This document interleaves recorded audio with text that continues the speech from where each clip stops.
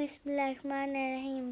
السلام علیکم محترم ناظرین و کرام، امید کرتی ہوں آپ سب خیریت سے ہوں گے۔ میری دعا ہے پروردگار عالم بحق 14 معصومین علیہ السلام آپ سب کو اپنی حفظ و امان میں رکھے، آمین۔ چلیے دیکھتے ہیں آج مولانا صاحب کیا بیان فرماتے ہیں۔ لیکن نو کے نیزہ کے قاری کا واسطہ دے کر کہہ رہا ہوں، آج کے بعد سے اپنی زندگی میں تلاوت قرآن کا ایک ورد روزانہ قائم رکھیے گا، غفلت نہ ہو۔ یہ عمر کی جس منزل میں بھی ہیں آپ ایک صفحہ قرآن روز پڑھ سکتے ہیں۔ قرآن مصحف کھول کے اپنی آنکھوں سے پڑھیے گا، زبانی یاد ہے نہیں، جو زبانی یاد ہے اسے بھی کھول کے۔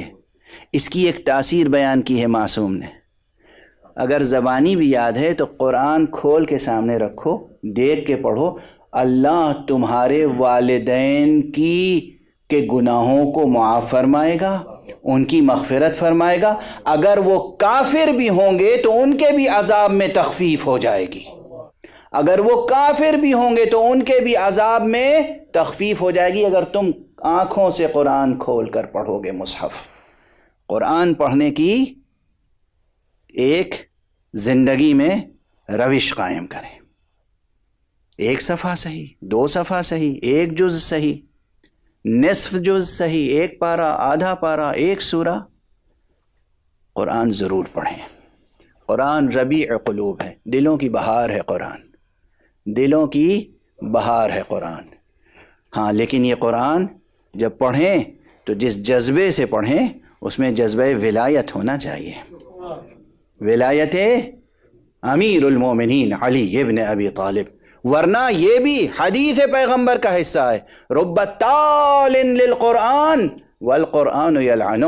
بہت سے ایسے قرآن کی تلاوت کرنے والے ہیں کہ وہ قرآن کی تلاوت کر رہے ہوتے ہیں، قرآن ان پہ لعن کر رہا ہوتا ہے، کیونکہ آپ قرآن کے الفاظ پڑھیں گے، قرآن کے معنی کو ضائع کریں گے، آپ قرآن کی آیتیں پڑھیں گے اور ان کے احکامات کو ضائع کریں گے، آپ قرآن کے الفاظ پڑھیں گے اور جانے قرآن کو پامال کریں گے، ظاہر ہے کہ قرآن لعن کرے گا۔ یہ چیزیں بہت براہ راست عرض کر رہا ہوں، لیکن چونکہ ظاہر ہے اس سلسلے کی آخری مجلس ہے تو کچھ چیزیں براہ راست عرض کرنا چاہ رہا تھا، تاکہ جوانوں کے لیے، نوجوانوں کے لیے، بچوں کے لیے، حتیٰ کہ بزرگوں کے لیے ایک دستور العمل ضرور پہنچ جائے۔ یہ میری طرف سے نہیں، یہ تو رسول اللہ اور اہل بیت رسول سے ہونے والے ائمہ اطہار کا دیا ہوا دستور العمل ہے۔ ایک صلوات پڑھ دیجئے محمد